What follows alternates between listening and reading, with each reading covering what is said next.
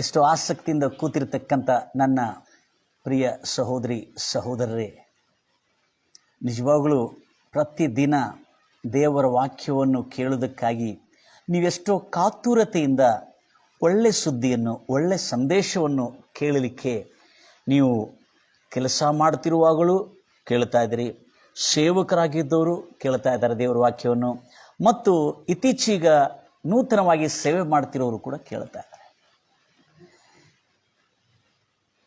ಆಗಿರತಕ್ಕಂಥ ಘಟನೆಯನ್ನು ನಾವು ಸ್ವಲ್ಪ ನೋಡೋಣ. Praise Lord Jesus. ಗಂಭೀರವಾಗಿ ಹೇಳ್ತಿರಲ್ಲೂಯ್ಯ, ಪರಿಶುದ್ಧನಾದ ದೇವರು ಒಳ್ಳೆಯವನಾಗಿರೋದ್ರಿಂದ, ಪ್ರೈಸ್ ಲಾರ್ಡ್ ಜೀಸಸ್, ಹಲ್ಲೆಲೂಯ, ಒಳ್ಳೆಯವನಾಗಿರೋದ್ರಿಂದ ಆತನು ಒಳ್ಳೆ ಕಾರ್ಯಗಳನ್ನು ಖಂಡಿತವಾಗಿ ಮಾಡ್ತಾ ಇದ್ದಾನೆ. Praise Lord Jesus. ಗಂಭೀರವಾಗಿ ಹೇಳ್ತಿರಲ್ವಯ್ಯ. ಅದರ ನಿಮಿತ್ತ ಇತ್ತೀಚೀಗ ಒಬ್ಬರು ವಯಸ್ಸಾಗಿದ್ದವರು ಬಹಳ ಅನಾರೋಗ್ಯಗ್ರಸ್ತರಾಗಿ, ವೈದ್ಯರು ಅವಳ ವಯಸ್ಸು ಬಹಳ ದೊಡ್ಡದಾಗಿದೆ ಎಂಬುದಾಗಿ, ಬಹಳ ವಯಸ್ಸಾಗಿದೆ ಎಂಬುದಾಗಿ ಅವರು ಕೂಡ ಹೆಚ್ಚಾಗಿ ಅವಳ ಕುರಿತು ಕಾಳಜಿಯನ್ನು ವಹಿಸಲಿಲ್ಲ. ಆದರೆ ಅಲ್ಲಿರ್ತಕ್ಕಂಥ ಕುಟುಂಬಸ್ಥರು ಆ ಅಜ್ಜಿಯನ್ನು ಅಲ್ಲಾಡ್ತಿರುವುದನ್ನು ನೋಡಿ, ಅವಳು ಶ್ವಾಸವನ್ನು ತೆಗೆದುಕೊಳ್ಳೋದಕ್ಕಾಗಿ, ಮಾತಾಡೋದಕ್ಕಾಗಿ, ನಡೆಯೋದಕ್ಕಾಗಿ ಯಾವುದೇ ಊಟ ಮಾಡ್ತಾ ಇಲ್ಲದ ಕಾರಣದಿಂದ, ವಯಸ್ಸಾಗಿರೋದ್ರ ನಿಮಿತ್ತ ವೈದ್ಯರು ಮಾತ್ರ ಅವರನ್ನು ಕೈಬಿಟ್ಟರು. ಆದರೆ ಕುಟುಂಬಸ್ಥರು ಆ ಅಲ್ಲಾಟವನ್ನು ನೋಡಿ, ಆ ಮಕ್ಕಳಾಗಲಿ, ಮೊಮ್ಮಕ್ಕಳಾಗಲಿ, ಮರಿಮಕ್ಕಳಾಗಲಿ ಆ ಒಂದು ಸ್ಥಳಕ್ಕೆ ನಾನು ಹೋಗಿರುವಾಗ ಅಲ್ಲಿ ಪ್ರಾರ್ಥನೆ ಮಾಡಲು ಕರೆದರು. ಕರೆದ ಕೂಡಲೇ ಜರುಗಿರ್ತಕ್ಕಂಥ ಸಂಗತಿ ಏನಂದರೆ, ವಯಸ್ಸು ಬಹಳ ಆಗಿದೆ, ಅವಳಿಗೆ ಹೇಗೆ ಪ್ರಾರ್ಥನೆ ಮಾಡಬೇಕು, ಏನೊಂದು ಪ್ರಾರ್ಥನೆ ಮಾಡಬೇಕು ಎಂಬುದಾಗಿ ಪಾಪ ಆ ಕುಟುಂಬಸ್ಥರು ಕೂಡ ಅರ್ಥ ಆಗ್ತಾ ಇಲ್ಲ. ಆದರೆ ಏನು, ಆ ಅಜ್ಜಿ ಅಲ್ಲಾಡ್ತಾ ಇರುವುದನ್ನು ನೋಡ್ಲಿಕ್ಕಾಗ್ತಾ ಇಲ್ಲ. ಅಲ್ಲಾಡದೆ ಅವರು ಆರೋಗ್ಯವಾಗಿ ಕೊನೆಯವರೆಗೂ ಆರೋಗ್ಯವಾಗಿ ಕ್ಷೇಮವಾಗಿರಬೇಕನ್ನೋದೇ ಆ ಕುಟುಂಬಸ್ಥರ ಬಯಕೆ. ಅಲ್ಲಿ ಹೋಗಿದ ನಂತರ ಆ ಕುಟುಂಬದಲ್ಲಿ ನಾನು, ನನ್ನ ಜೊತೆಯಲ್ಲಿ ತಂಡದವರು ಹಾಗೂ ಆ ಕುಟುಂಬದ ಮಕ್ಕಳು, ಕುಟುಂಬಸ್ಥರು ಕೂಡ ಇದ್ದರು. ಅಲ್ಲೇ ಪ್ರಾರ್ಥನೆ ಮಾಡುವಾಗ ಆ ಅಜ್ಜಿ ಮೇಲೆ ನೇರವಾಗಿ ಕೈ ಇಟ್ಟು ಪ್ರಾರ್ಥನೆ ಮಾಡಲಿಲ್ಲ. ಮೊದಲು ಆ ಅಜ್ಜಿಗೆ ಯೇಸುವಿನ ಒಂದು ಚಿಕ್ಕ ಮಾತನ್ನು ತಿಳಿಸಿದೆ. ಏಸಯ್ಯ, ಅವಳಿಗೆ ಹೇಳಲಿಕ್ಕೂ ಬರ್ತಾ ಇಲ್ಲ ಆಗಿತ್ತು, ಭಾಳ ಕಷ್ಟಪಟ್ಟು ಹೇಳ್ತಾ ಇದ್ಲು. ಪರವಾಗಿಲ್ಲ, ಏಸಯ್ಯ ನೀನೇ ನನ್ನ ಒಡೆಯನು, ಏಸಯ್ಯ ನೀನೇ ನನ್ನ ರಕ್ಷಕನು. ಹಾಗೆ ಒಂದು ಎಷ್ಟೋ ಸಾರಿ ಪುನಃ ಹೇಳಿಕಚ್ಚಿದೆ, ಹೇಳಲಿಕ್ಕೆ ಅವರನ್ನು ಪ್ರೇರೇಪಿಸಿದೆ. ಅವರು ಹೇಳ್ತಾ ಇದ್ರು, ಏಸಯ್ಯ ನೀನೇ ನನ್ನ ರಕ್ಷಕನು, ನನ್ನ ಒಡೆಯನು, ಏಸಯ್ಯ ನೀನೇ ನನ್ನ ಆತ್ಮ ಪ್ರಾಣ ದೇಹಕ್ಕೆ ಒಡೆಯನು, ರಕ್ಷಕನು ಎಂದು ನಾನು ನಂಬುತ್ತಾ ಇದ್ದೇನೆ ಅಂತೂ ಅವರ ಬಾಯಿಂದ ಹೇಳಿಸಿದೆ. ತದನಂತರ ನನಗೆ ಒಂದು ದೊಡ್ಡ ಸೇವಕರು ಮಾಡಿರ್ತಕ್ಕಂಥ ಒಂದು ಸೂಚಕ್ರಿಯೆ ನಡೆದಿರತಕ್ಕಂಥ ಕಾರ್ಯವನ್ನು ನನಗೆ ನೆನಪು ಬಂತು.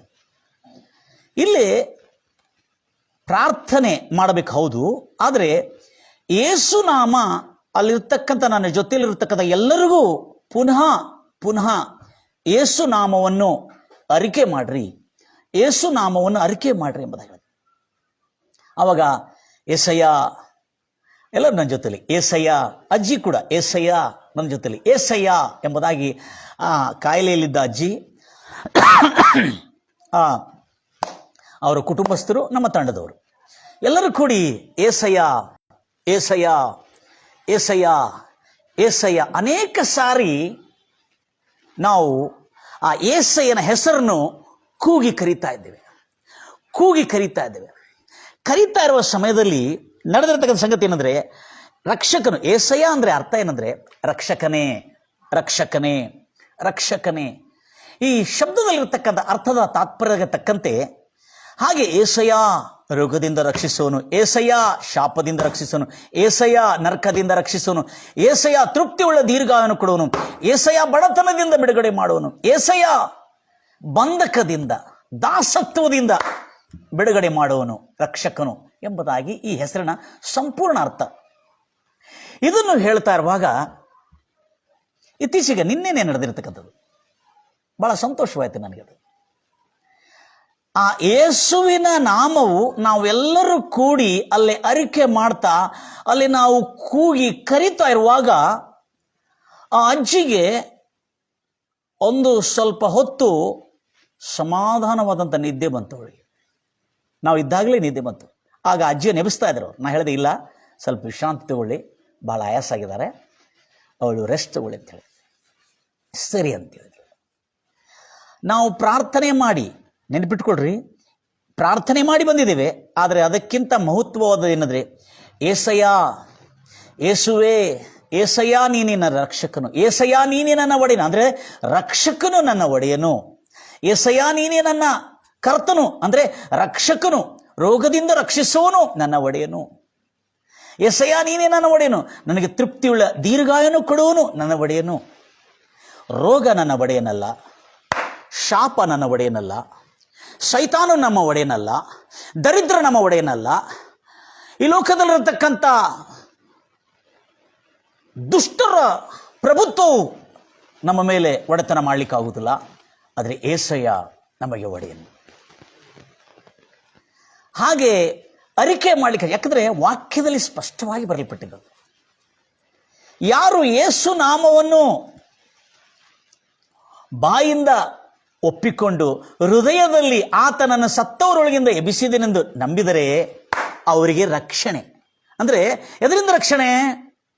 ರೋಗದಿಂದ, ಪ್ರಸ್ತುತ ವಾಸ್ತವಿಕ ಲೋಕದಲ್ಲಿರತಕ್ಕಂಥ ರೋಗದಿಂದ, ಬಡತನದಿಂದ, ಅನಿಷ್ಟದಿಂದ, ಅಶಾಂತಿಯಿಂದ, ಭಯ. ಆ ಅಜ್ಜಿಯವರು ಬಹಳ ಭಯದಿಂದ, ದಿಗುಲಿಂದ, ಬಹಳಷ್ಟು ವೇದನೆ, ವ್ಯಸನೆ ಅವಳನ್ನು ಕಾಡುತ್ತಾ ಇತ್ತು. ಆ ಭಯದಿಂದ ಅಜ್ಜಿಯವರು ಆ ಕುಟುಂಬಸ್ಥರಿಗೆ ಹೇಳಿದೆ, ಏನಂತೇಳಿ, ನನಗೆ ರೋಗ ಅಲ್ಲ, ನನಗೆ ಆಗಿದ್ದು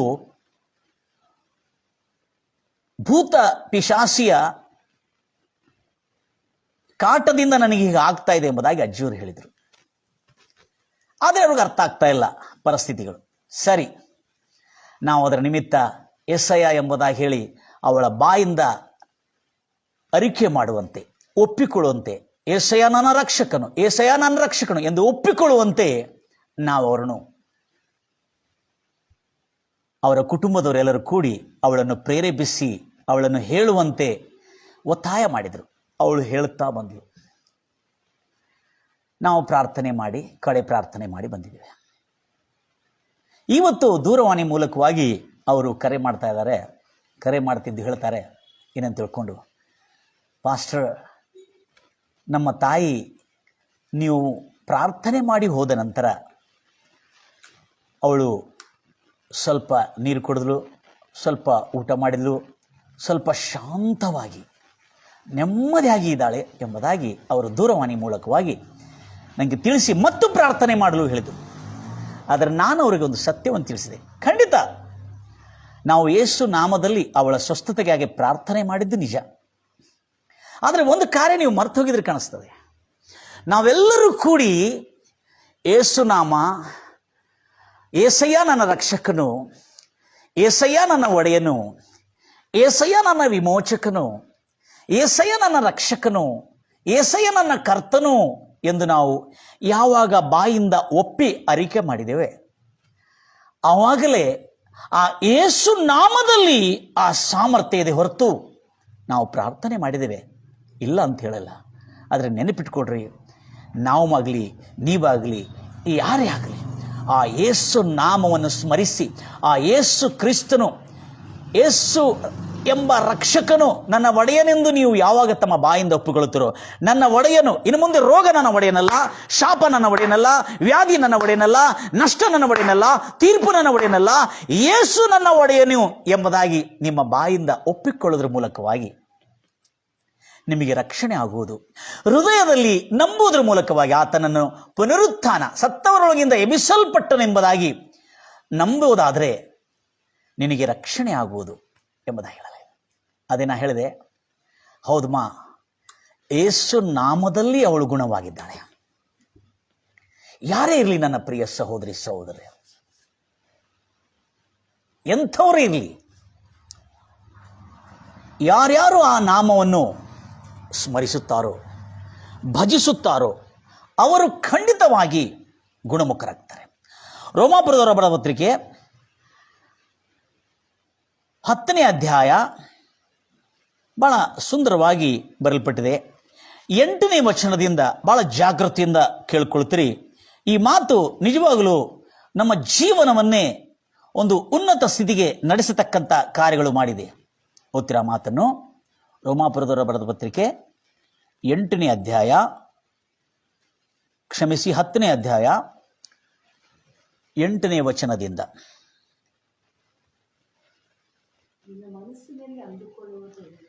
ನಿನ್ನ ಮನಸ್ಸಿನಲ್ಲಿ 10ನೇ ಅಧ್ಯಾಯ 8ನೇ ವಚನ, ದೇವರ ವಾಕ್ಯವು ನಿನ್ನ ಸಮೀಪವಾಗಿದೆಯಲ್ಲ, ಇದೆ, ಅದು ನಿನ್ನ ಬಾಯಲ್ಲಿಯೂ ನಿನ್ನ ಹೃದಯದಲ್ಲಿಯೂ ಇದೆ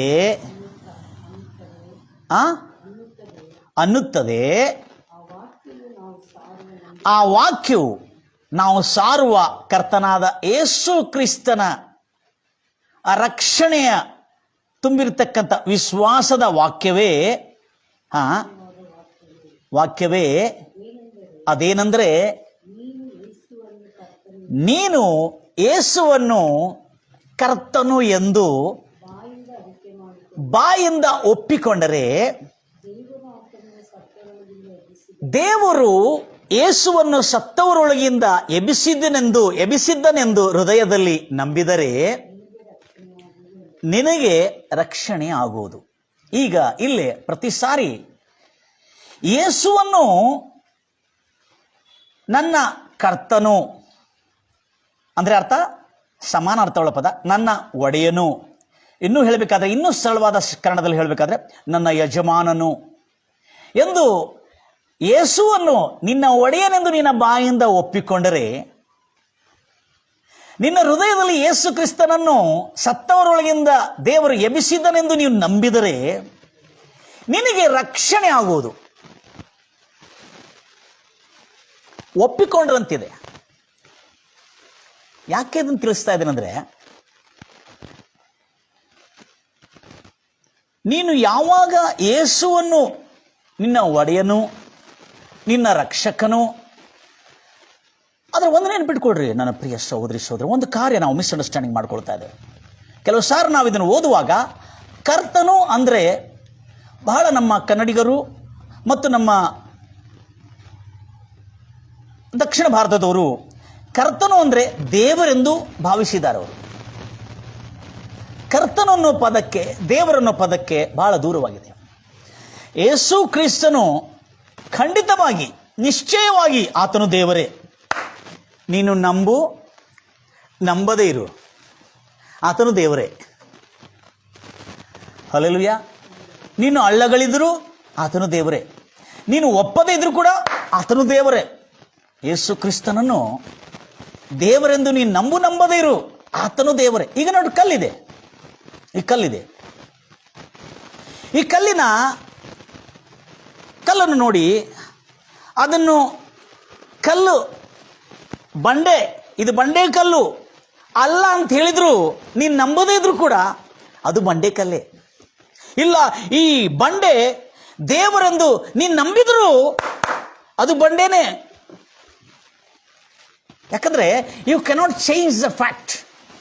ಸತ್ಯವನ್ನು, ವಾಸ್ತವಿಕ ಸತ್ಯವನ್ನು ಅಲ್ಲೇ ನಾವು ಈ ಲೋಕದಲ್ಲಿರುವವರು, ಭೌತಿಕ ಲೋಕದಲ್ಲಿದ್ದವರು ಅದನ್ನು ಮಾರ್ಪಾಟ ಮಾಡಲಿಕ್ಕಾಗಲ್ಲ. ಅದಕ್ಕೆ ಈ ಕಲ್ಲೇ, ಅದನ್ನು ನಾನು ದೇವರೆಂದು ನಂಬಿದ್ರು ಕೂಡ ಅದು ಕಲ್ಲೇ, ಅದು ನಾನು ನಂಬದೇ ಇದ್ರು ಕೂಡ, ಕಲ್ಲು ಅಲ್ಲ ಅಂತ ನಂಬದೇ ಇದ್ರು ಕೂಡ ಅದು ಬಂಡೆನೇ, ಅದು ಕಲ್ಲೇ. ಅದೇ ರೀತಿಯಲ್ಲಿ ಯೇಸು ಕ್ರಿಸ್ತನನ್ನು ನೀವು ಅಥವಾ ನಾವು ದೇವರೆಂದು ನಂಬಿದರೂ ನಂಬದೇ ಇದ್ರು ಆತನ ದೇವರೇ. ಆದರೆ ಆ ದೇವರನ್ನು, ಆ ಯೇಸುವನ್ನು ನಿನ್ನ ಒಡೆಯನಾಗಿ ಮಾಡಿಕೊಳ್ತಾ ಇದೀಯಾ? ಆ ಯೇಸುವನ್ನು, ಕರ್ತನು ಎಂಬ ಪದದ ಸ್ಪಷ್ಟ ಅರ್ಥ ಏನಂದ್ರೆ, ಒಡೆಯ. ಇನ್ನೊಂದು ಸಮಾನ ಅರ್ಥವುಳ್ಳ ಪದ ಒಡೆಯ, ಯಜಮಾನ. ಮತ್ತು ಅಚ್ಚ ಕನ್ನಡದಲ್ಲಿ ಪ್ರಭು, ಪ್ರಭುಗಳೇ ಅಂತ ಹೇಳ್ತಾರೆ, ಪ್ರಭು ಅಂತ ಹೇಳ್ತಾರೆ. ಇನ್ನೂ ಕ್ಲಿಯರ್ ಆಗಿ ಹೋಗುವರೆ ದೊರೆ, ಅಂದರೆ ನಮ್ಮನ್ನು ಆಳುವವನೇ. ಅದನ್ನು ಇನ್ನೂ ಸ್ಪಷ್ಟವಾಗಿ ಹೋಗಿದ್ರೆ ಆಳುವವನೇ. ಕರ್ತನಂದ್ರೇನು? ಆಳುವವನೇ, ರಾಜನು. ಈ ಪದ ಅರಸರಿಗೆ ಮಾತ್ರ, ಅರಸರನ್ನು ಸಂಬೋಧಿಸುವ ಪದ ಇದು. ಒಡೆಯ ಅಥವಾ ಪ್ರಭು ಎಂಬ ಪದ ಅರಸರನ್ನು ಸಂಬೋಧಿಸುವ ಪದ ಇದು. ಯೇಸು ಕ್ರಿಸ್ತನು ಒಂದು ಮತವಾಗಿ ಈ ಲೋಕಕ್ಕೆ ಬಂದಿಲ್ಲ.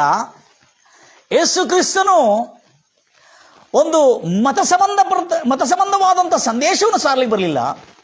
ಯೇಸು ಕ್ರಿಸ್ತನು ರಾಜರಿಗೆ ರಾಜನಾಗಿ, ಒಡೆಯರಿಗೆ ಒಡೆಯನಾಗಿ, ಪ್ರಭುಗಳಿಗೆ ಪ್ರಭುವಾಗಿ ಆತನು ಈ ಲೋಕಕ್ಕೆ ಬಂದನು. ಅದರ ನಿಮಿತ್ತ ಯೇಸು ಕ್ರಿಸ್ತನು ದೇವರೆಂದು ನಂಬದೇ ಇರಿ.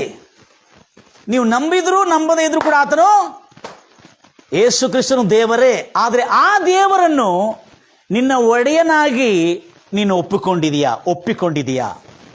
ಅರಿಕೆ ಮಾಡೋದು ಅಂದರೆ ಕನ್ನಡ ಭಾಷೆಯಲ್ಲಿ ಅರಿಕೆ ಅಂದರೆ ಒಪ್ಪಿಕೊಳ್ಳುವುದು, ಇಂಗ್ಲೀಷಲ್ಲಿ ಕನ್ಫೆಷನ್ ಎಂಬುದಾಗಿ ಹೇಳ್ತಾರೆ.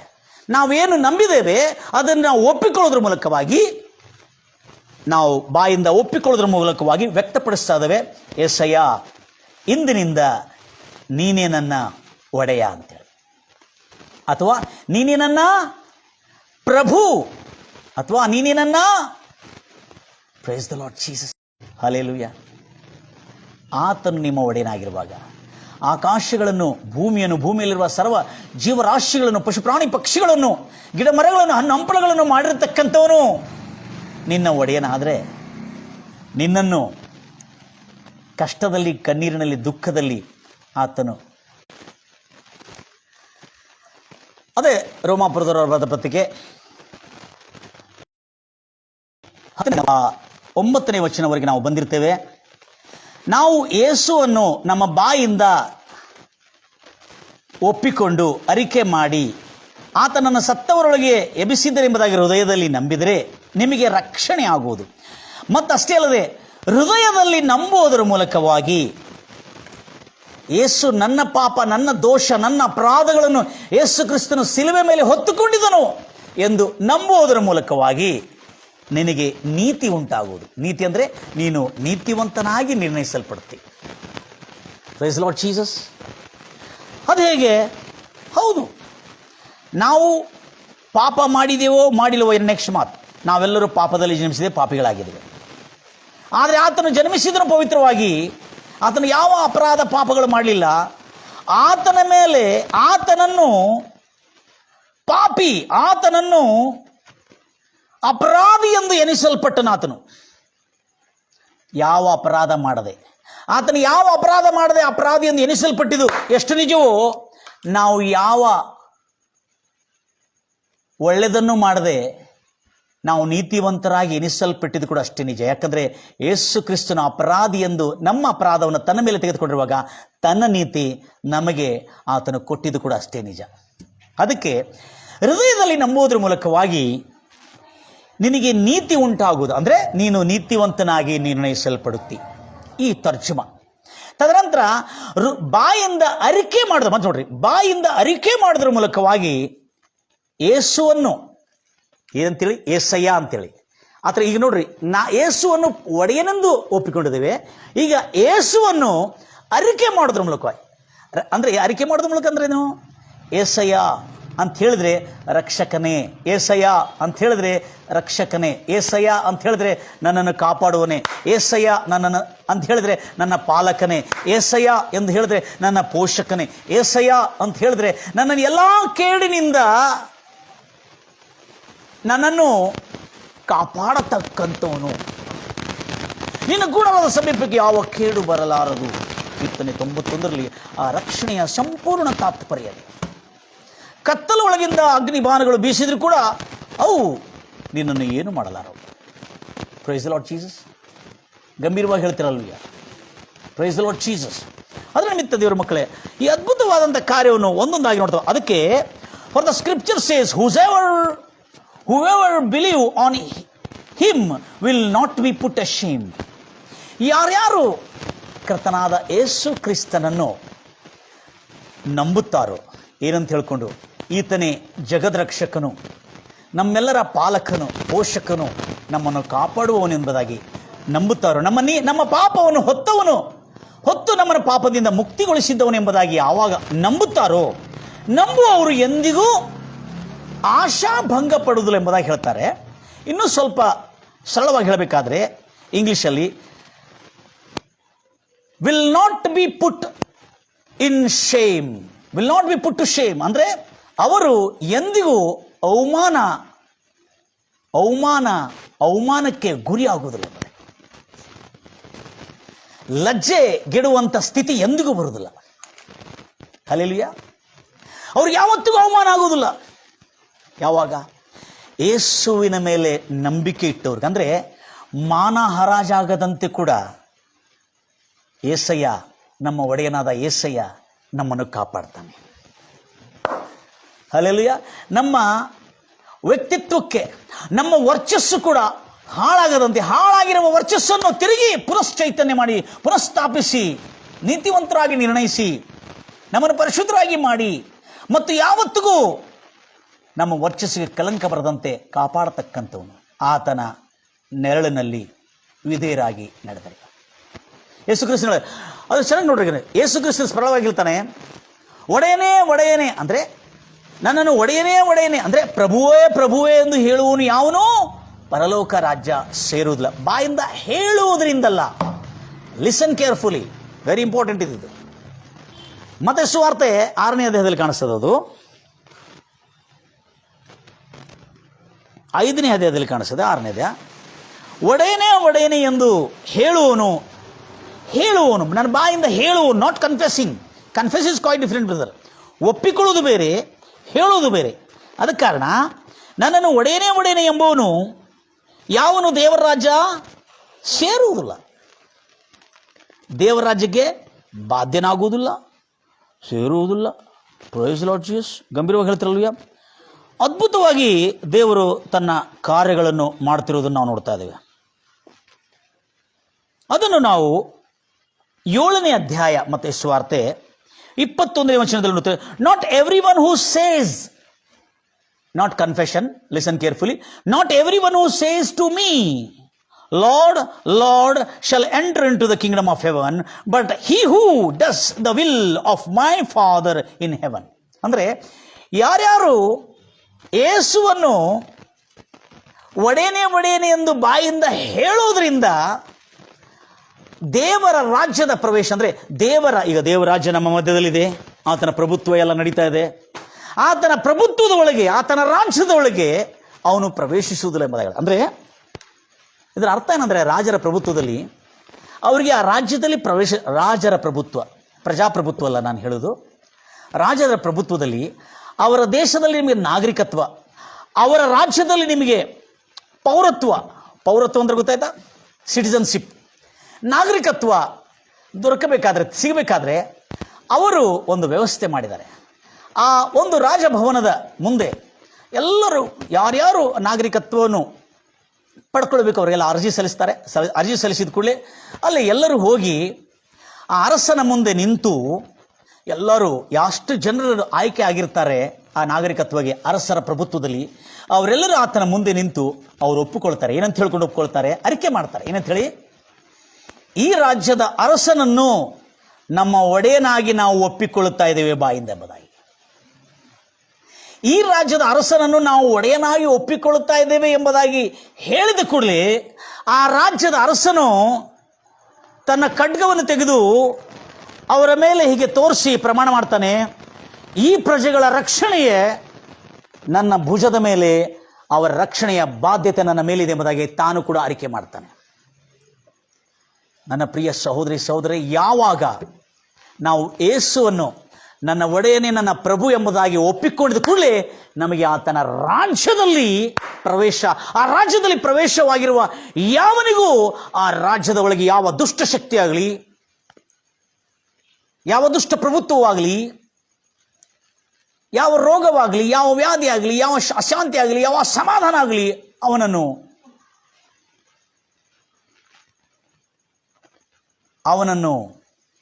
ತಟ್ಟಲಿಕ್ಕೆ ಸಾಧ್ಯವಿಲ್ಲ. ಅದಕ್ಕೆ ಲಾರ್ಡ್ ಲಾರ್ಡ್ ಲಾರ್ಡ್ ಎಂಬುದಾಗಿ ಹೇಳಿದ್ದವರು ಪ್ರವೇಶ ಮಾಡೋದಿಲ್ಲ. ಒಡೆಯನೇ ಒಡೆಯನೇ ಒಡೆಯನೆಂದು ಹೃದಯದಲ್ಲಿ ಬಾಯಿಂದ ಒಪ್ಪಿಕೊಂಡಿದ್ದವರಿಗೆ ದೇವರ ರಾಜ್ಯ ಒಳಗೆ ಅವರು ಪ್ರವೇಶ ಮಾಡಿರ್ತಾರೆ. ಅಂದರೆ ಪರಲೋಕ ರಾಜ್ಯ ಅಲ್ಲ ಹೇಳೋದು, ಪರದೇಶಿಯಲ್ಲಿ ಪ್ರವೇಶ ಹೇಳ್ತಾ ಇಲ್ಲ ನಾನು. ಈಗ ದೇವರಾಜ್ಯ ನಮ್ಮ ಮಧ್ಯದಲ್ಲಿ ಉಪಸ್ಥಿತಿ ಇದೆ, ಈ ರಾಜ್ಯದಲ್ಲಿ ಅವರಿಗೆ ಪ್ರವೇಶ ಸಿಗ್ತದೆ. ಅದಕ್ಕೆ ಯೇಸುನಾಮ ಕರೆಯೋದ್ರ ಮೂಲಕವಾಗಿ ಅವರಿಗೆ ರಕ್ಷಣೆ. ಸಂಪೂರ್ಣ ನೋಡ್ರಿ, ಬಾಯಿಂದ ಹೇಳೋದ್ರ ಬಗ್ಗೆ, ಹೃದಯದಲ್ಲಿ ಒಪ್ಪಿಕೊಳ್ಳೋದ್ರ ಬಗ್ಗೆ ಎಷ್ಟು ಸುಂದರವಾಗಿ ಬರೆಯಲ್ಪಟ್ಟಿದೆ. ರೋಮಾಪುರದವರಿಗೆ ಬರೆದ ಪತ್ರಿಕೆಯಲ್ಲಿ 10ನೇ ಅಧ್ಯಾಯದಲ್ಲಿ ನಾವು ನೋಡ್ತಾ ಬಂದಿದ್ದೇವೆ. ಈಗ ಅದಲ್ಲದೆ 12ನೇ ವಚನದಲ್ಲಿ ಹೇಳ್ತಾ ಇದೆ, ಯಹೂದ್ಯರಾಗಲಿ ಗ್ರೀಕರಾಗಲಿ ಯಾರೇ ಆಗಲಿ ಯಾವ ಭೇದ ಭಾವ ಇಲ್ಲ, ಎಲ್ಲರಿಗೂ ಒಡೆಯನು ಕರ್ತನು ಒಬ್ಬನೇ, ಆತನನ್ನು ಕರೆಯುವವರು. ಮತ್ತೆ ನೋಡ್ರಿ, ಕಾಲಿಂಗ್ ಇಂಗ್ಲಿಷ್ಲಿ, ಆತನನ್ನು ಯೇಸುವನ್ನು ಕರೆಯುವವರು ಹೇಳಿಕೊಳ್ಳುವಂತಿದೆ. ಯೇಸುವನ್ನು ಯೇಸುವಿಗೆ ಮೊರೆ ಇಡುವರು. ಇನ್ನೂ ಸ್ಪಷ್ಟವಾಗಿ ಹೇಳೋದ್ರೆ, ಏಸಯ್ಯ ಎಂದು ಮೊರೆ ಇಟ್ಟರೆ ದೇವರು ಐಶ್ವರ್ಯ, ಅಂದರೆ ಕರ್ತನು ಐಶ್ವರ್ಯವಂತನು, ಅವರಿಗೆ ಕೃಪೆ ತೋರುವಷ್ಟಕ್ಕೂ ಐಶ್ವರ್ಯವಂತನಂತೆ. ಅದನ್ನು ಅವರಿಗೆ ಕೃಪೆ ತೋರುವಷ್ಟಕ್ಕೂ ಐಶ್ವರ್ಯವಂತನು. ಓದ್ತೀರಾ ಮಾತನ್ನು? 12ನೇ ವಚನ, ಎಲ್ಲರಿಗೂ ಒಬ್ಬನೇ ಕರ್ತನು ಅಂದರೆ ಒಡೆಯನು, ಆತನು ತನ್ನ ನಾಮವನ್ನು ಮೊರೆ ಇಡುವವರು, ತನ್ನ ನಾಮಕ್ಕೆ ಮೊರೆ ಇಡುವವರು, ಮೊರೆ ಇಡುವವರಿಗೆ ಧಾರಾಳವಾಗಿ ಕೊಡುವ ಐಶ್ವರ್ಯವಂತನಾಗಿದ್ದಾನೆ. ಇಂಗ್ಲಿಷ್ನಲ್ಲಿ ಬಹಳ ಚೆನ್ನಾಗಿದೆ ಆ ಮಾತನ್ನು.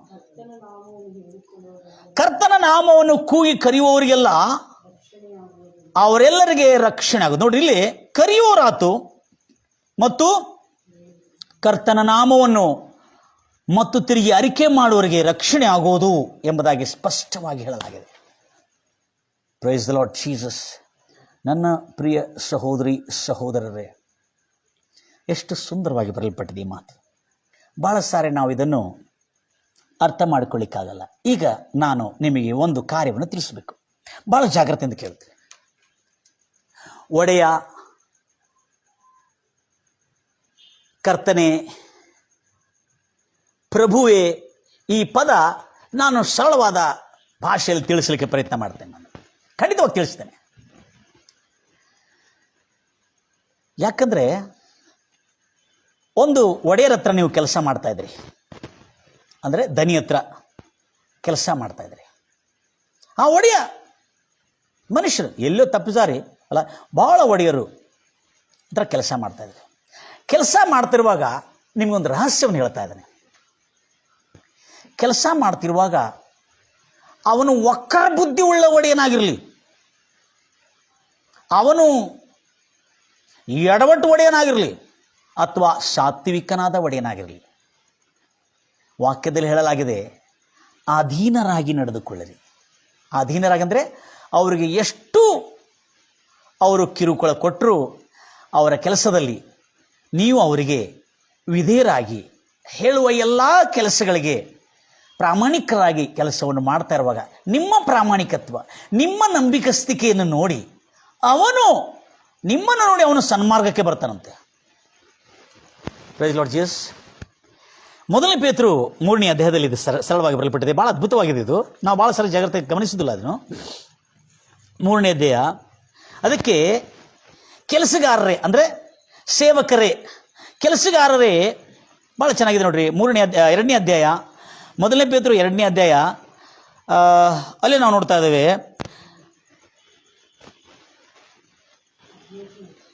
15ನೇ ವಚನದಲ್ಲಿ 18ನೇ ವಚನದಲ್ಲಿ ನಾವು ನೋಡ್ತಾ ಇದ್ದೇವೆ, ಸೇವಕರೇ ಅಂದರೆ ಕೆಲಸಗಾರರೇ, ನಿಮ್ಮ ಒಡೆಯರಿಗೆ, ನಿಮ್ಮ ಯಜಮಾನರಿಗೆ, ನಿಮ್ಮ ಧನಿಗಳಿಗೆ ಪೂರ್ಣ ಭಯದಿಂದ ಅಧೀನರಾಗಿ ವಿಧೇಯರಾಗಿರಿ. ಒಳ್ಳೆಯವರು ಸಾತ್ವಿಕರು ಆಗಿದ್ದವರೆಗೂ ಮಾತ್ರವಲ್ಲದೆ ವಕ್ರ ಬುದ್ಧಿ ಉಳ್ಳ ಒಡೆಯರಿಗೂ. ವಕ್ರ ಅಂದರೆ ಎಡವಟ್ಟು ಕಿರುಕುಳ ಕೊಡುವ ಒಡೆಯರಿದ್ದರೂ ಅವರಿಗೂ ನೀವೇನಾಗಿರಿ? ವಿಧೇಯರಾಗಿರಿ. ಅಷ್ಟೇ ಸಾಕು. ನಾವು ಅನ್ಯಾಯ ಮಾಡೋದ್ರಿಂದ ಹೊಡೆತ ತಿನ್ನೋದಿಲ್ಲ. ಅದಕ್ಕೆ ವಿಧೇಯರಾಗಿ ಇರಿ. ಒಬ್ಬನು ಅನ್ಯಾಯವಾಗಿ ಅಂದರೆ ಅನ್ಯಾಯವಾಗಿ ಬಾಧೆ ಪಡುವನಾಗಿದ್ದು ದೇವರು ನೋಡುತ್ತಾನೆ ಎಂದು ಅರಿತು ಆ ಕಷ್ಟವನ್ನು ಸಹಿಸಿಕೊಂಡರೆ ಅದು ಶ್ಲಾಘನೀಯ, ಅಂದರೆ ಅದು ಯೋಗ್ಯವಾದದ್ದು, ಬಹುಮಾನ ಪಡೆಯತಕ್ಕಂಥದ್ದು. ಆಮೇಲೆ ಒಬ್ಬನು ತಪ್ಪು ಮಾಡಿ ಗುದ್ದು ತಿಂದಿ ಕೆಲಸದಿಂದ ತೆಗೆದು ಹಾಕಲ್ಪಟ್ರೆ ಅದು ಅವನಿಗೇನು ಲಾಭ?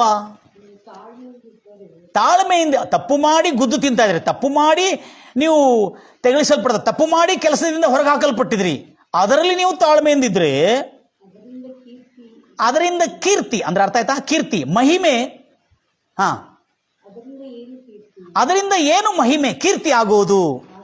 ಆದರೆ ಒಳ್ಳೆಯದನ್ನು ಅಂದ್ರೆ ಪ್ರಾಮಾಣಿಕವಾಗಿದ್ದು, ಧನಿ ಹತ್ರ ಪ್ರಾಮಾಣಿಕವಾಗಿದ್ದು ಕಿರುಕುಳ ಹೊಂದುವವನು, ನೀವು ಒಳ್ಳೆಯದನ್ನು ಮಾಡುತ್ತಾ ಪ್ರಾಮಾಣಿಕವಾಗಿದ್ದು ಧನಿ ಹತ್ರ ಕಿರುಕುಳವನ್ನು ಪಡಿತಾ ಇದ್ರು, ಆ ಕಿರುಕುಳದಲ್ಲಿ ತಾಳ್ಮೆಯಿಂದ ಇದ್ದರೆ ಅದು ದೇವರ ಮುಂದೆ, ಮನುಷ್ಯರ ಮುಂದೆ ಅಲ್ಲ, ದೇವರ ಮುಂದೆ ಕೀರ್ತಿಗೆ ಪಾತ್ರವಾಗಿದೆ, ಕೀರ್ತಿಗೆ ಯೋಗ್ಯವಾಗಿದೆ, ಮಹಿಮೆಗೆ ಯೋಗ್ಯವಾಗಿದೆ. ಇದಕ್ಕಾಗಿ ನೀವು ಕರೆಯಲ್ಪಟ್ಟಿದ್ರಿ. ನಿಮ್ಮ ಧನಿ ಎಂಥವನಾಗಿರಲಿ. ನನ್ನ ಪ್ರಿಯ ಸಹೋದರಿ ಸಹೋದರೇ, ಯಾವಾಗ ಒಂದು ಮಾತನ್ನು ನೆನಪಿಟ್ಕೊಳ್ರಿ, ಈ ವಾಸ್ತವಿಕ ಲೋಕದಲ್ಲಿ ಒಂದು ಧನಿಯನ್ನು ನಾವು ನಮ್ಮ ಈ ಒಂದು ದಕ್ಷಿಣ ಭಾರತದಲ್ಲಿ ನಾವು ಹೆಚ್ಚಾಗಿ ಸಾವುಕಾರ ಅಂತ ಕರಿತೇವೆ. ನಮಗೆ ಕೆಲಸ ಕೊಟ್ಟಿರ್ತಕ್ಕಂಥ ಧನಿಗಳಿಗಾಗಲಿ, ಅಥವಾ ಹೊಲದ ಅಥವಾ ಜಮೀನ್ದಾರ್ಗಳಾಗಲಿ, ಅಥವಾ ಕಂಪ್ನಿಗಳ ಒಡೆಯರಾಗಲಿ, ಅಥವಾ ಕಾರ್ಖಾನೆಗಳ ಓನರ್ಸ್ಗಳಾಗಲಿ, ಯಜಮಾನರಾಗಲಿ, ಅಲ್ಲಿ ಹೋಗಿರುವಾಗ ಸೌಕಾರ್ ಸೇಠ್ಜಿ ಎಂಬುದಾಗಿ ನಾವು ಕರಿತೀವಿ ಬಾಯಿಂದ. ಇದಕ್ಕೆ ಸಮಾನವಾಗಿ ಒಡೆಯರ್ ಅಂತೇಳಿ. ಯಾವಾಗ ನಾವು ಆ ಧನಿಗೆ ಸೌಕಾರ್ ಅಂದರೆ ಒಡೆಯರೇ ಅಂದರೆ ಧನಿಯೇ ಅಂದು ಕರೆದ್ರೆ, ನೀವು ನೆನ್ಪಿಟ್ಕೊಳ್ರಿ, ನೀವು ಯಾವಾಗ ಆತನನ್ನು ಧನಿ, ಒಡೆಯರೇ, ಸೌಕಾರ್, ಸೇಠ್ಜಿ ಅಂತ ಕರಿತೀರಿ, ಆ ಸಮಯದಲ್ಲೇ ನಿಮ್ಮ ಬಾಯಿಂದ ಆ ಒಪ್ಪಿಕೆಯಿಂದ ಬರ್ತಕ್ಕಂಥ ಆ ಮಾತು ನಿಮ್ಮ ಒಡೆಯರಿಗೆ ಅಂದರೆ ನಿಮ್ಮ ಸೌಕಾರ್ಗೆ ನಿನ್ನ ಜವಾಬ್ದಾರಿ ಎಲ್ಲ ಅವನ ಭುಜದ ಮೇಲೆ ಹೋಗ್ತದೆ. ಆವಾಗ ಅವನು ಎಷ್ಟು ವಕ್ರ ಬುದ್ಧಿಯುಳ್ಳನಾಗಿದ್ರು ಕೂಡ ನೀನು ನಂಬಿಕಸ್ಥನಾಗಿ ಪ್ರಾಮಾಣಿಕನಾಗಿ ಕೆಲಸ ಮಾಡಿದರೆ ಅವನಿಂದಲೇ ನಿನಗೆ ಸಹಾಯ ಖಚಿತ. ಯಾಕೆ ಹೇಳ್ತಾ ಇದ್ದೀನಿ ಅಂದರೆ, ನಡೆದಿದ್ದ ಘಟನೆ. ಯಾವಾಗ ಒಂದು ಗುತ್ತಿಗೆದಾರನಿದ್ದನು, ಬಹಳ ದೊಡ್ಡ ಗುತ್ತಿಗೆದಾರನು, ಬಹಳ ವಕ್ರ ಬುದ್ಧಿ ಇದೆ, ಒಳ್ಳೆ ಬುದ್ಧಿ ಇದೆ, ವಕ್ರ ಬುದ್ಧಿ ಇದೆ. ಕೆಲಸ ಮಾಡುವಾಗಾದ್ರೆ ಬಹಳ ವಕ್ರ ಬುದ್ಧಿ, ಎಲ್ಲರನ್ನು ಕೆಟ್ಟ ಬೈಗಳನ್ನು ಬೀದು ಗದರಿಸಿ ಅವರನ್ನು ಛೀಮಾರಿಸಿ ಅವಮಾನ ಮಾಡ್ತಾನೆ. ಆದರೆ ತನ್ನ ಕಡೆ ಸಂಬಳ ತಗೊಳ್ಳಿಕ್ಕೆ ಬಂದಾಗ ನಮಸ್ಕಾರ ಸೌಕಾರ್ ಅಂತ ಹೇಳ್ತಾರೆ, ಅವರಿಗೆ ಸಂಬಳ ಕೊಡ್ತಾರೆ. ಆದರೆ ಒಂದು ಗುತ್ತಿಗೆದಾರರ ಬಗ್ಗೆ ನಾನು ಭಾಳ ಚೆನ್ನಾಗಿ ತಿಳಿದಿದೆ. ನನಗೆ ಕೆಲವು ದಿನಗಳು ಕೆಲಸ ಇಲ್ಲ. ಯಾರು? ಈ ಕೆಲಸ ಮಾಡುವವನಿಗೆ. ಅವನು ಪ್ರಾಮಾಣಿಕನೂ ಅಲ್ಲ, ಆದರೆ ಹೋಗಿ ಕೆಲಸ ಇಲ್ಲದ ಸಮಯದಲ್ಲಿ, ಕೆಲಸ ಇಲ್ಲದೆ ಮನೆಯಲ್ಲಿ ಕೂತ್ಕೊಂಡಿರೋದ್ರಿಂದ ಸಂಬಳ ಬರುವಾಗ, ಅಲ್ಲಿ ಬೇರೆಯವರಿಗೆಲ್ಲ ಕೆಲಸ ಇರ್ತದಲ್ಲ, ಅವರಿಗೆಲ್ಲ ಸಂಬಳ ಬರುವಾಗ ಆ ಸಮಯದಲ್ಲಿ ಈ ಕೆಲಸ ಇಲ್ಲದ ಕೆಲಸಗಾರನು ಕೂಡ ಹೋಗಿ ಅಲ್ಲಿ ನಿಂತ್ಕೊಂಡು ಎಲ್ಲರ ಪಗಾರ ತಗೊಳ್ಳುವಾಗ ಅಲ್ಲೇ ನಿಂತ್ಕೊಂಡು ಕ್ಯಾ ಭೈ, ಸೌಕಾರ್ ಹೇಳ್ತಾರೆ, ಅರೆ ಕ್ಯಾ ತುಮಾರ ತೋ ಕುಚ್ ಕಾಮ್ ನೈ ತಾ ಆಜ್, ಈ ವಾರವೆಲ್ಲ ನಿನಗೇನು ಕೆಲಸ ಇಲ್ಲ ಆಗಿತ್ತಲ್ಲ, ಮತ್ತೇನು ಹಾಜರಿ ಇಲ್ಲಲ್ಲ ನಿನಗೆ? ಹೌದು ಸರ್, ಕೆಲಸ ಇಲ್ಲ. ಹೌದು ಸೌಕಾರ್, ಕೆಲಸ ಇಲ್ಲ. ಮತ್ತೆ ನೀನು ಪಗಾರ ಹೆಂಗೆ ಕೊಡಬೇಕು ಅಂತ ಹೇಳ್ತಾರೆ. ಯಾರು? ಈ ವಕ್ರ ಬುದ್ಧಿ ಉಳ್ಳ ಧನಿ ಗುತ್ತಿಗೆದಾರನು. ಆಮೇಲೆ ಸೌಕಾರ ಅಂತ ಸುಮ್ಮನೆ ನಿಂತಿರ್ತಾನೆ. ಸೌಕಾರ ಸುಮ್ಮನೆ ನಿಂತು ಕೂಡಲೇ ಅವನು ಕೆಲಸ ಮಾಡದೇ ಇದ್ರು ಆ ವಾರವೆಲ್ಲ ಆ ಧನಿ ತನ್ನ ಕ್ಯಾಶರ್ಗೆ ಹೇಳ್ತಾನೆ, ಅವನು ಒಂದು 1,000 ಕೊಡಪ್ಪ ಅಂತ ಹೇಳ್ತಾನೆ. ಎಂಥ ವಕ್ರ ಬುದ್ಧಿ ಉಳ್ಳ ಧನಿ ಈ ವ್ಯಕ್ತಿ. ಪ್ರಾಮಾಣಿಕನೂ ಅಲ್ಲ, ಕಾಣ್ಲಿಕ್ಕಷ್ಟೇ ಎಲ್ಲರ ಜೊತೆಲಿ ಪ್ರಾಮಾಣಿಕನಾಗಿ ಕಂಡು ಬರ್ತಾನೆ. ಅಂಥ ಪ್ರಾಮಾಣಿಕ ಇಲ್ಲದಂಥ ತನ್ನ ಕೆಲಸದಲ್ಲಿ ಏನು ಮಾಡ್ತಾ ಇದ್ದಾನೆ, ಕೆಲಸ ಮಾಡ್ತಾ ಇದ್ದಾನೆ, ಅಂಥ ಪ್ರಾಮಾಣಿಕ ಇಲ್ಲದಂಥ ವ್ಯಕ್ತಿಗೂ ವಕ್ರ ಬುದ್ಧಿ ಉಳ್ಳ ಗುತ್ತಿಗೆದಾರನು ಸಂಬಳವನ್ನು ಕೊಟ್ಟು ಕಳಿಸ್ತಾನೆ. ಅದಕ್ಕೆ ಕಾರಣ ಏನೆಂಬುದಾಗಿ ನಾನು ಅಧ್ಯಯನ ಮಾಡಿರುವಾಗ ಆ ಧನಿಗಳು ಹೇಳೋದೇನೆಂದರೆ, ಅವನು ನನ್ನ ಕಡೆ ಕೆಲಸ ಮಾಡ್ತಾನೆ, ನನ್ನನ್ನು ನಂಬಿಕೊಂಡಿದ್ದಾನೆ, ಅವನು ನನ್ನ ಮೂಲಕವಾಗಿ ಎಷ್ಟೋ ಕುಟುಂಬಗಳು ಬದುಕ್ತಾ ಇದೆ. ನಾನು ಕೆಲಸ ತಗೊಳ್ಳೋದು ನನಗಾಗಲ್ಲ, ನನ್ನ ಕಡೆ ಕೆಲಸ ಮಾಡುವ ಎಲ್ಲ ಲೇಬರ್ಸ್ಗಳಿಗಾಗಿ ಅವರ ಎಷ್ಟೋ ಕುಟುಂಬಗಳು ನನ್ನಿಂದ ಊಟ ಮಾಡ್ತಾ ಇದೆ. ನನ್ನ ಕಡೆ ಕೆಲಸ ಇಲ್ಲ, ಆದರೆ ಇಷ್ಟು ದಿನಗಳು ಅವನು ಕೆಲಸ ಮಾಡಿದನಲ್ಲ, ವರ್ಷಗಳು. ಈ 6 ದಿನಗಳು ಕೆಲಸ ಇಲ್ಲದಿರುವಾಗ ನಾನು ಯಾಕೆ ಸಂಬಳ ಕೊಟ್ಟಿನಂದರೆ, ಅವನು ನನಗಿಷ್ಟು ದಿನಗಳೆಲ್ಲ ಕೆಲಸ ಮಾಡಿದ್ದಷ್ಟೇ ಅಲ್ಲದೆ ಅವನು ನನ್ನನ್ನು ಸೌಕಾರ ಎಂದು ತನ್ನ ಹೃದಯದಲ್ಲಿ ಒಪ್ಪಿಕೊಂಡ, ನನ್ನನ್ನು ಒಡೆಯ ಎಂಬುದಾಗಿ ಒಪ್ಪಿಕೊಂಡ. ನನ್ನನ್ನು ಒಡೆಯ ಅಂದಾಗ ಅವನ ಜವಾಬ್ದಾರಿ ನನ್ನ ಮೇಲಿರ್ತದೆ. Praise the Lord Jesus. ಒಂದು ದಿವಸ ಅವನು ಸಂಬಳ ತಗೊಂಡಿದ್ದಾನೆ. ಸಂಬಳ ತಗೊಂಡಿದ ಮೇಲೆ, ಸೌಕಾರ್ ನನ್ನ ಮಗಳಿನ ಮದುವೆ ಇದೆ ಸೌಕಾರ ಅಂತ ಹೇಳಿದೆ. ಕಬಾಯ್ರೆ ಶಾದಿ ಯಾವಾಗಿದೆ ಮದುವೆ ಅಂತ ಕೇಳ್ತಾನೆ. ಫಲಾನಾ ತಾರೀಕಿನಲ್ಲಿದೆ ಅಂತ ಹೇಳ್ತಾನೆ. ಅಚ್ಚಾ ಅದಕ್ಕಿಂತ 2-3 ದಿನ ನಂತರ ಬಾ ಅಂತ ಹೇಳಿದ. ಅವನು ಆ ವಕ್ರ ಬುದ್ಧಿ ಉಳ್ಳ ಸೌಕಾರ 2-3 ದಿನ ನಂತರ ಹೋಗಿದ ಕೂಡಲೇ ಅವರ ಮಗಳ ಮದುವೆಗೆ, ಅವನು ಕೆಲಸ ಮಾಡಿದ್ದೇನಿಲ್ಲ, ಅವರ ಮಗಳ ಮದುವೆಗೆ 30-40 ಸಾವಿರ ರೂಪಾಯಿ ಉಚಿತವಾಗಿ ಕೊಡ್ತಾನೆ. ನಾನು ಹೇಳೋದು ಯಾಕಂದರೆ ಇಲ್ಲಿ ಬರೆಯಲ್ಪಟ್ಟಿದೆ ಏನಂತ ಹೇಳಿದೆ, ಯೇಸುವನ್ನು ನನ್ನ ಒಡೆಯನೆಂದು ಕರೆದರೆ, ರೋಮಾಪುರದವರ ಬರೆದ ಪತ್ರಿಕೆ 10ನೇ ಅಧ್ಯಾಯದಲ್ಲಿ ನಾವು ನೋಡ್ತಾ ಇದ್ದೇವೆ, ಯೇಸುವನ್ನು ನನ್ನ ಒಡೆಯನೆಂದು ಕರೆದರೆ, ನಿನ್ನ ಬಾಯಿಂದ ಮೊರೆ ಇಟ್ಟರೆ ಆತನ ಹೆಸರನ್ನು, ಆತನ ನಾಮವನ್ನು ಮೊರೆ ಇಟ್ಟಾಗ ಆತನು ಎಂಥವನೆಂಬುದಾಗಿ ಇಲ್ಲಿ ಸರಳವಾಗಿ ಬರಲ್ಪಟ್ಟಿದೆ. ಎಂಥ ಅದ್ಭುತವಾದಂಥ ಮಾತು ಬರಲ್ಪಟ್ಟಿದೆ. ಅದು ಏನಂತ ಹೇಳಿದ್ರೆ ಎಷ್ಟು ಚೆನ್ನಾಗಿದೆ ನೋಡ್ರಿ. ಯಹೂದ್ಯರಾಗಲಿ ಕ್ರೈಸ್ತರಾಗಲಿ ಗ್ರೀಕರಾಗಲಿ ಯಾರೇ ಆಗಿರಲಿ, ಯೇಸುವನ್ನು ತನ್ನ ಬಾಯಿಂದ ಒಡೆಯರೆಂದು ಕರೆದರೆ ಆತನು ಕೃಪೆ ತೋರಲು ಐಶ್ವರ್ಯವಂತನಾಗಿದ್ದಾನೆ ಎಂಬ ಪದದ ಮೇಲೆ ಹೇಳ್ತಾ ಇದ್ದೇನೆ ನಾನು. ಕೃಪೆ ತೋರಲಂದ್ರೆ ಅವನಿಗೆ ಹಾಜಿರೇನೇ ಇಲ್ಲ, ಅವನು ಆ ಸಂಬಳಕ್ಕೆ ಯೋಗ್ಯನೇ ಇಲ್ಲ, ಅಂಥವನಿಗೆ ಸಂಬಳ ಕೊಟ್ಟಿರುವಾಗ ಅದು ಕೃಪೆ ಎಂಬುದಾಗಿ ಹೇಳ್ತಾರೆ. ಅದು ಹೇಳ್ತಾ ಇದೆ ಇಲ್ಲಿ ಇಂಗ್ಲಿಷ್ ಬೈಬಲ್ ಭಾಳ ಚೆನ್ನಾಗಿದೆ. ಆತನಿಗೆ ಮೊರೆ ಇಡುವವರು, ಸೌಕಾರ್ ಒಡೆಯ ಅಂಥೇಳಿ ಮೊರೆ ಇಟ್ಟರೆ ಆತನು ಐಶ್ವರ್ಯವಂತನು, ಕೃಪೆ ತೋರತಕ್ಕಂಥವನು. ಅಂದರೆ ಕೊರತೆ ಇಲ್ಲದೆ. ಇದನ್ನು ಬಂದು ಹೇಳಿದಾನೆ, ಬೇಟಿಕಾ ಶಾದಿಯ ಸೌಕಾರ ಅಂತ ಹೇಳಿದ ಕೂಡಲೇ ಆ ಒಡೆಯ ಅವಳ ಮಗಳಿನ ಮದುವೆಗೆ 50-40 ಸಾವಿರ ರೂಪಾಯಿ ಅವಳಿಗೆ ಉಚಿತವಾಗಿ ಕೊಡ್ತಾನೆ. ಅದು ಸಂಬಳದಲ್ಲಿ ಎನಿಸುವುದೇ ಇಲ್ಲ. ಅಂದರೆ ಅರ್ಥ ಏನು? ಕೃಪೆ ತೋರುವ ಒಡೆಯರೆಂಬುದಾಗಿ. ಎಂಥ ವಕ್ರ ಬುದ್ಧಿಯುಳ್ಳನಾಗಿರು. ನಾವು ಪ್ರಾಮಾಣಿಕರಾಗಿದ್ದರೆ ವಕ್ರ ಬುದ್ಧಿಯವನೂ ಕೂಡ ಸನ್ಮಾರ್ಗಕ್ಕೆ ಬಂದು ದಾನ ಮಾಡುವಂಗೆ ಮಾಡ್ತಾನೆ. ಹಲ್ಲೆಲೂಯಾ. ಕೆಲವು ಜನರಿದ್ದಾರೆ ವಕ್ರ ಬುದ್ಧಿಗಳು. ಆ ಸೇವಕರು ಕೆಲವು ಜನರಿದ್ದಾರೆ, ಕಾಣಲಿಕ್ಕೆ ಮಾತ್ರ ಪ್ರಾಮಾಣಿಕರಾಗಿ ಕಾಣ್ತಾರೆ ಒಡೆಯರ ಹತ್ರ, ಆದರೆ ಒಳಗೆ ಆ ಒಡೆಯನದೇ ಕದ್ದುಕೊಂಡು ನಷ್ಟ ಮಾಡೋರು ಕೂಡ ಇರ್ತಾರೆ. ಅದು ತಿಳಿದರೂ ಕೂಡ ಆ ಒಡೆಯ, ವಕ್ರ ಬುದ್ಧಿಯುಳ್ಳ ಒಡೆಯ ದಾನ ಮಾಡ್ತಾನೆ. ಅದಕ್ಕೆ ಹೇಳ್ತಾ ಇದ್ದಾನೆ, ಎಸಯ್ಯ ನೀನೇ ನನ್ನ ಒಡೆಯನೆಂಬುದಾಗಿ ಯಾವಾಗ ನೀನು ಒಪ್ಪಿ ಅರಿಕೆ ಮಾಡ್ತೀಯೋ ಆತನು ಐಶ್ವರ್ಯವಂತನು. Praise the Lord Jesus. ಎಷ್ಟು ಅದ್ಭುತವಾದಂಥ ಸಂಗತಿ ನಾವಿಲ್ಲಿ ನೋಡಿದ್ದೇವೆ. For there is no distinction between Jew and Greek, for the same Lord over all is rich to all who call upon him. ಆತನಿಗೆ ಮೊರೆ ಇಡುವವರಿಗೆ ಯಾವ ಭೇದ ಭಾವ ಇಲ್ಲದೆ, ಒಳ್ಳೆಯವರು ಕೆಟ್ಟವರು, ಯಹೂದ್ಯರು ಕ್ರೈಸ್ತವರು ಮತ್ತು ಗ್ರೀಕರು, ಯಾವ ಭೇದ ಭಾವ ಇಲ್ಲದೆ ಎಲ್ಲರಿಗೂ ಒಡೆಯನು ಒಬ್ಬನೇ. ಆತನಿಗೆ ಮೊರೆ ಇಡುವವರಿಗೆ ಆತನು ಕೃಪೆ ತೋರುವ ಐಶ್ವರ್ಯವಂತನಾಗಿದ್ದಾನೆ.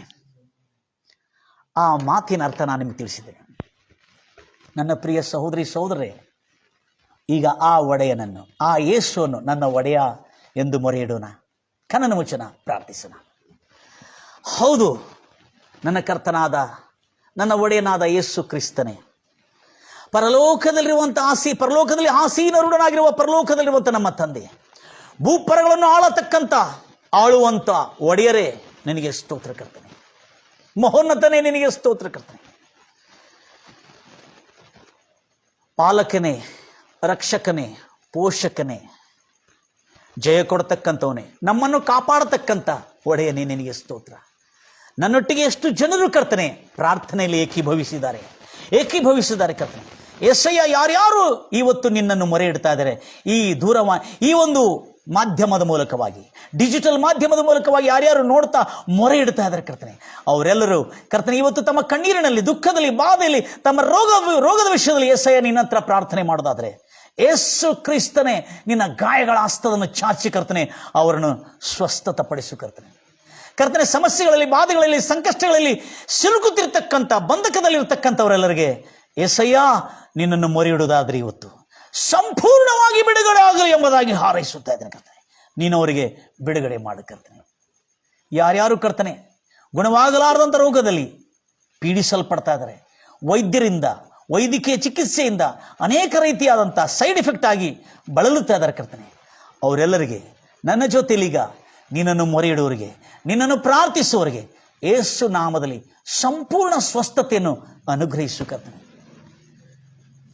ಹೌದು ರಾಜ, ವಿಧವಾದಂಥ ಸಂಕಟಗಳಲ್ಲಿ ಬಿದ್ದಿರತಕ್ಕಂಥ ಎಲ್ಲ ಪರಿಶುದ್ಧರಿಗೆ, ದೇವರ ಸೇವೆ ಮಾಡತಕ್ಕಂಥ ಸೇವಕರಿಗೆ, ಕರ್ತನೆ ಪ್ರಾಮಾಣಿಕವಾಗಿ ಸೇವೆ ಮಾಡ್ತಿರ್ತಕ್ಕಂಥ ಸೇವಕರಿಗೆ, ದುಷ್ಟರ ಕಾಟದಿಂದ, ಕೆಡುಕರ ಕಾಟದಿಂದ, ಕೆಡುಕರ ದೌರ್ಜನ್ಯದಿಂದ ಕರ್ತನೆ ಅವರಿಗೆ ಬಿಡುಗಡೆಯನ್ನು ಕೊಟ್ಟು, ಜಯವನ್ನು ಕೊಟ್ಟು, ಜಯಶಾಲಿಗಳಾಗಿ ಕರ್ತನೆ ದೇಶ ವಿದೇಶಗಳಲ್ಲಿ, ಹಳ್ಳಿ ಗ್ರಾಮಗಳಲ್ಲಿ ಅವರ ಸೇವೆ ಪ್ರಬಲವಾಗುವಂತೆ ನಿನ್ನ ಪ್ರತಾಪದಿಂದ, ನಿನ್ನ ಮಹಿಮೆಯಿಂದ, ನಿನ್ನ ಪ್ರಭುತ್ವದಿಂದ ಕರ್ತನೆ ಅವರ ಜೀವನದಲ್ಲಿ ಕರ್ತನೆ ಯಶಸ್ವಿ, ಸಫಲತೆ, ಕೃತಾರ್ಥರಾಗುವಂತೆ ಸಹಾಯ ಮಾಡು ಕರ್ತನೆ. ನನ್ನನ್ನು ಕೇಳತಕ್ಕಂಥ ಎಲ್ಲ ನನ್ನ ಪ್ರಿಯ ಆತ್ಮೀಯರು ಈ ದೈವವಾಕ್ಯವನ್ನು ಎಷ್ಟು ಆಸಕ್ತಿಯಿಂದ ಕೇಳಿದರೆ ಕರ್ತನೆ ಅವರ ಜೀವನದಲ್ಲಿ ಸುಖ, ಶಾಂತಿ, ಸಮಾಧಾನ, ನೆಮ್ಮದಿ, ತೃಪ್ತಿ, ಆರೋಗ್ಯಗಳು ಬರಲಿ ಎಂಬುದಾಗಿ ಹಾರೈಸುತ್ತಾ ಇದ್ದೇನೆ. ಕೊನೆಗೆ ನಿತ್ಯ ಜೀವ, ರಕ್ಷಣೆ ನಮ್ಮೆಲ್ಲರಿಗೆ ಈ ಒಂದು ನಾಮವನ್ನು, ಯೇಸು ನಾಮವನ್ನು ಕೂಗಿ ಕರೆದು ಬಾಯಿಂದ ಒಪ್ಪಿಕೊಳ್ಳೋದ್ರ ಮೂಲಕವಾಗಿ ಉಂಟಾಗಿರುವ ರಕ್ಷಣೆ, ಆರೋಗ್ಯದ ರಕ್ಷಣೆ, ಆರ್ಥಿಕ ರಕ್ಷಣೆ, ಭೌತಿಕ ರಕ್ಷಣೆ, ಮಾನಸಿಕ ರಕ್ಷಣೆ, ಆತ್ಮಶಾಂತಿ ಕಳೆದುಕೊಳ್ಳದಂಥ ರಕ್ಷಣೆ, ಕೆಡುಕರಿಂದ ರಕ್ಷಣೆ, ದುಷ್ಟರಿಂದ ರಕ್ಷಣೆ ಉಂಟಾಗಲಿ ಎಂಬುದಾಗಿ ಹಾರೈಸುತ್ತಾ ಯೇಸು ಕ್ರಿಸ್ತ ನಾಮದಲ್ಲಿ ಪ್ರಾರ್ಥಿಸಿ ಬೇಡಿ ಹೊಂದಿದ್ದೀನಿ ತಂದೆ, ಆಮೇನ್. ಎಷ್ಟು ಆಸಕ್ತಿಯಿಂದ ದೇವರ ವಾಕ್ಯವನ್ನು ಕೇಳಿರುವ ನನ್ನ ಪ್ರಿಯ ಸಹೋದರಿ ಸಹೋದರರೇ, ನಿಜವಾಗಲೂ ನಿಮ್ಮ ನಂಬಿಕೆ ಈಗಲೇ ಫಲ ಕೊಡ್ತಕ್ಕಂತಾಗಿರ್ತದೆ. God bless you. God loves you. Goodbye.